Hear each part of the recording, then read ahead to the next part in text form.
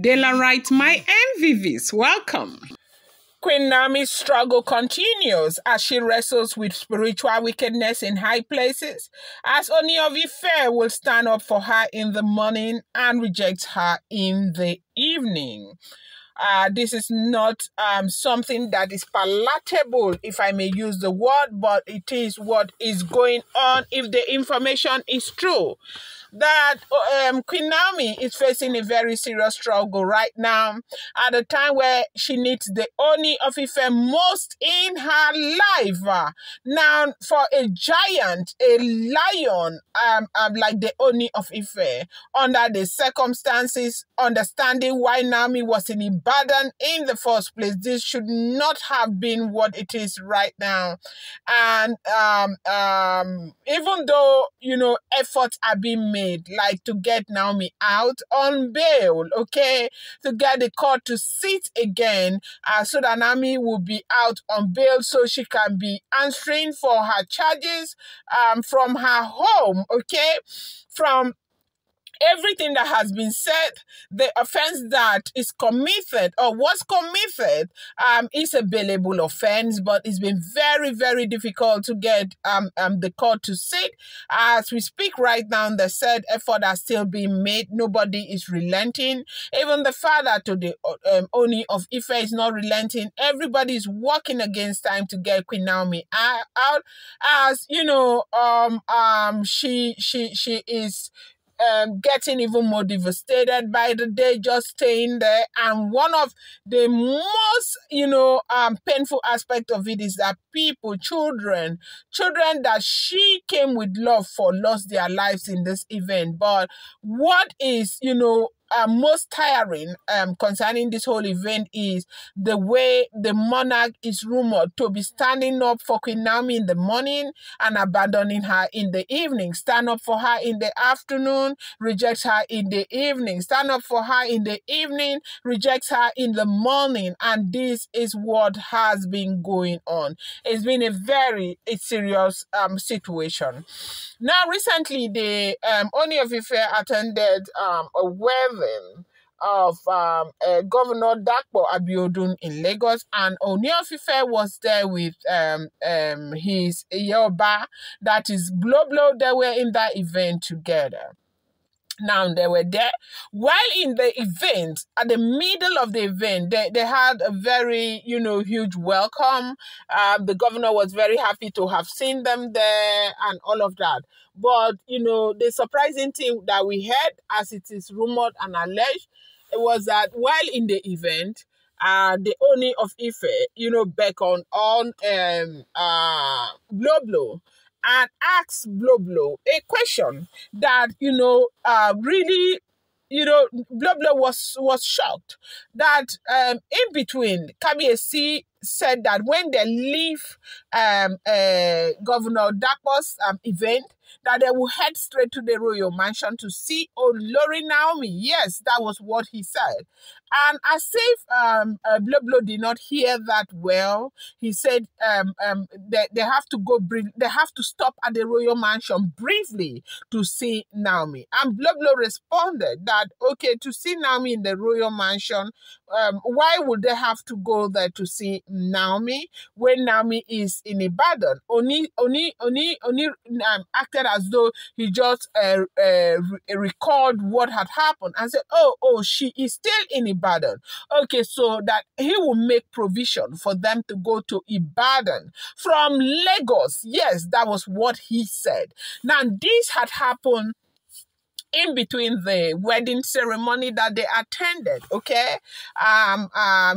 It was a celebration. Everybody was dancing. Everybody was happy. Everybody was celebrating. They were very happy to have seen the Ooni of Ife himself. And, everybody was just there.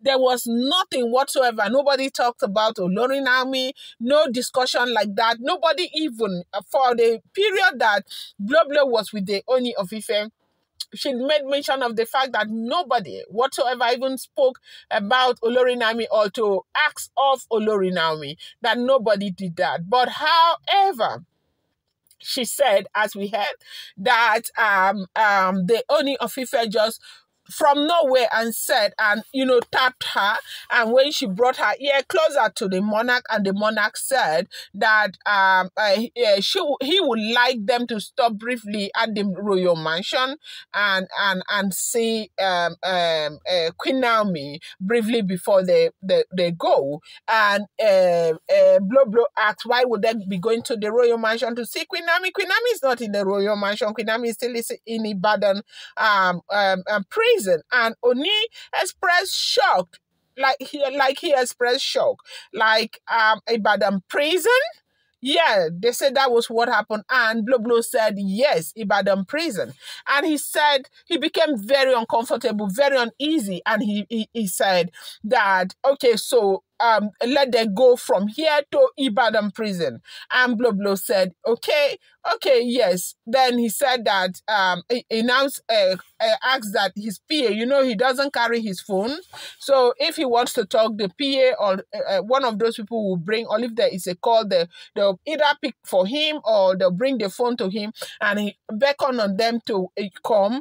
And now gave Blo Blo a message to give to them that they should prepare, that they'll be heading for Ibadan from here. And Blo Blo, according to what she said, that she felt the sign of relief that finally that they will go to Ibadan so they can see Naomi, that is from Lagos. But shortly after the event, like it was not up to 1 hour after the event, when they left the event and they entered the vehicle and they were going, and Blo Blo asked the Ooni of Ife, as we are hearing, what is the plan?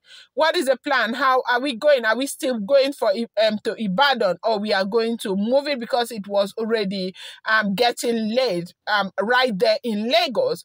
And Kabiyesi said they might have to reschedule it. Okay, so when they got to the Osun State Governor's Lodge where they stayed, and she was expecting that Kabiyesi would have, spoken to the team or the crew to make arrangement for them to move to Ibadan the next day, and then nothing, no conversation whatsoever.